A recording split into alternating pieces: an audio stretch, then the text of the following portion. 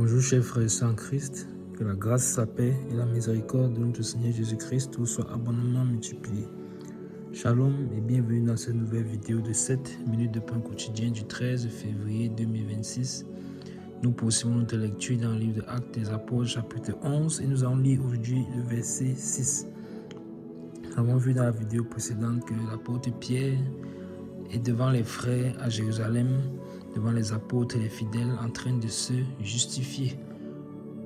De quoi se justifie-t-il? Il se justifie parce qu'il est entré dans la maison d'un païen et qui s'est lié avec lui. C'est le reproche qui lui a été fait par les frères à Jérusalem. Et l'apôtre Pierre, est donc devant les frères en train de se justifier. Ils lui ont demandé pourquoi est-ce qu'il l'a fait, car en tant que juif, il ne devait pas le faire. Mais il ne savait pas encore que c'est le Saint-Esprit qui l'avait conduit.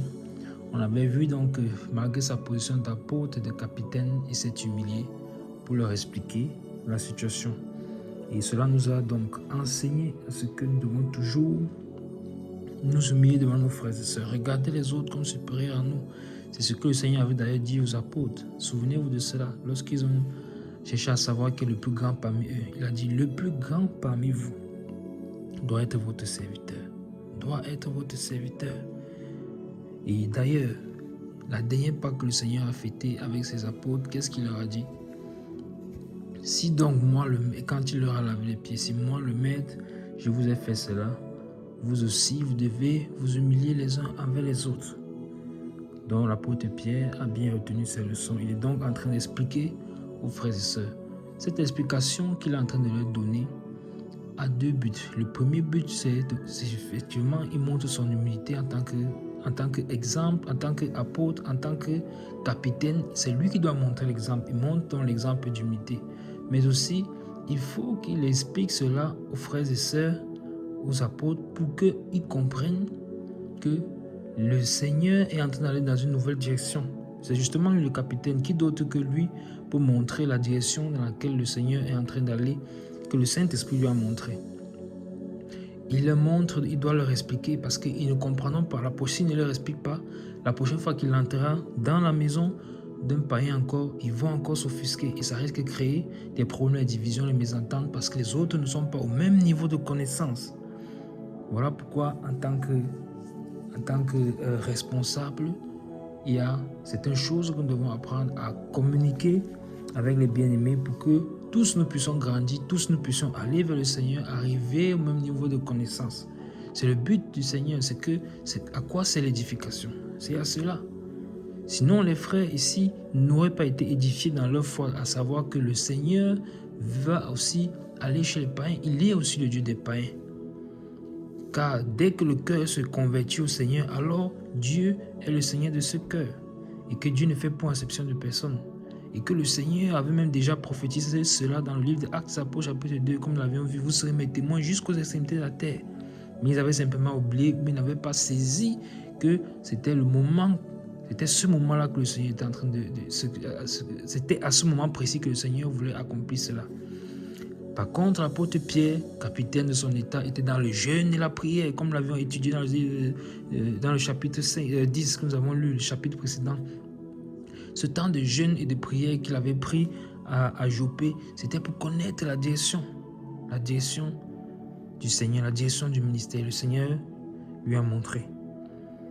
Donc, nous avons vu dans la vidéo précédente qu'il a commencé à leur expliquer en détail comment, pendant qu'il était à Joppé, pendant qu'il priait, il est tombé en extase et il a vu cette natte-là qui est descendue du ciel vers lui. On avait donc vu que nous devons aussi avoir une vie de prière parce que quand nous prions devant le Seigneur, alors le ciel s'ouvre. Le ciel s'est ouvert pendant qu'il était en train de prier et cette natte est descendue vers lui. Donc pendant que nous prions, pendant que nous sommes dans la prière, dans l'intercession, qu'est-ce qui se passe? Le ciel s'ouvre au-dessus de nous et les grâces, les faveurs de Dieu, les bénédictions du ciel, les choses des célestes peuvent donc venir à nous, tout comme cette natte-là est venue vers l'apôtre Pierre. Lisons dans le verset 6 pour voir la suite. Il dit: les regards fixés sur cette nappe, j'examinais et je vis les quadrupèdes de la terre, les bêtes sauvages, les reptiles et les oiseaux du ciel. Amen. Amen. Donc, qu'est-ce que l'apôtre a fait? Lorsque nous recevons une vision pareille? D'abord, j'avais dit dans la vidéo précédente que, bien c'est d'avant, que si nous pensons que ces choses-là ne sont plus possibles de nos jours, alors c'est que nous vivons dans la religion. C'est que nous vivons dans la religion. Le Seigneur est le même hier, aujourd'hui, éternellement, il ne change pas. Donc les visions que les apôtres ont eues, les visions, les songes, c'est le quotidien d'un enfant de Dieu normalement. Donc si tu ne te rappelles pas de tes visions, de tes songes, ou bien tu n'en as pas, alors il y a un problème. Tu dois crier au Seigneur. Seigneur, je ne veux pas cette vie de religion. Je ne veux pas être un religieux, car le Seigneur a dit que dans les derniers jours, et nous y sommes, il répandra de son esprit. Et les derniers jours ont commencé depuis avec les apôtres. Il répandra de son esprit sur toute chair. Vos fils et vos filles prophétiseront, vos jeunes hommes auront des visions, vos vieux auront des songes, ainsi de suite. Donc, ça doit être notre quotidien, car c'est dans nos sommeils également, lorsque la chair se tait, que le Seigneur peut parler à notre esprit. Et cela passe donc à travers les visions et les songes, entre autres. Maintenant donc, lorsque ça se produit, que faut-il faire? On avait déjà vu que, c'est des choses qui peuvent encore se passer aujourd'hui et qui se passent, et que si ce n'est pas le cas, nous devons crier au Seigneur et sortir de la religion. Deuxième chose, c'est que nous devons avoir une vie de prière et de jeûne, parce que c'est également dans ces conditions-là, c'est le secret que le Seigneur nous a révélé, que ayant une vie de prière, de jeûne et de prière, alors le boulevard des visions et des songes nous est ouvert. Le Seigneur va nous parler comme il a parlé à l'apôtre Pierre. C'était un homme comme nous. C'est un homme comme nous. Bon, la troisième chose, c'est quoi? C'est que lorsqu'une vision comme ça se présente à nous, que faut-il faire? Regardons ce que l'apôtre Pierre a fait. Qu'est-ce qu'il a fait? J'examinais. Souligne ça dans ta Bible. J'examinais et je vis les quadrupèdes de la terre, les bêtes sauvages, les reptiles et les oiseaux du ciel. Donc, il ne s'est pas contenté de dire, une nappe. Quoi de plus? C'est juste une nappe. Non, il faut examiner. C'est-à-dire qu'il a zoomé sur la nappe en esprit pour voir quel est le contenu de cette nappe. Que se trouve-t-il à l'intérieur? Alors, qu'est-ce qu'il voit? Il voit les bêtes sauvages, les quadrupèdes de la terre, les reptiles et les oiseaux du ciel. Ça ressemble à des animaux impurs. Nous serons impatients de connaître la suite. Mais il faut examiner. Et donc, dans toute chose, quand nous avons donc une vision, c'est l'enseignement que nous tirons également, nous devons examiner. La parole de Dieu demande d'examiner. Les prophéties doivent être examinées. Les songes et les visions que nous avons, nous devons les examiner. Parce que les songes et les visions ne peuvent pas aller, si elles viennent du Seigneur, à l'encontre de la parole de Dieu. Ça doit s'aligner avec les Écritures, car Satan se déguise en ange de lumière. Vous savez qu'il est rusé. Il se déguise en ange de lumière. Voilà pourquoi nous devons toujours examiner. Même en esprit, nous devons examiner. Voilà pourquoi donc il nous faut, et là c'est un autre enseignement, bien une autre leçon que nous tirons, le discernement.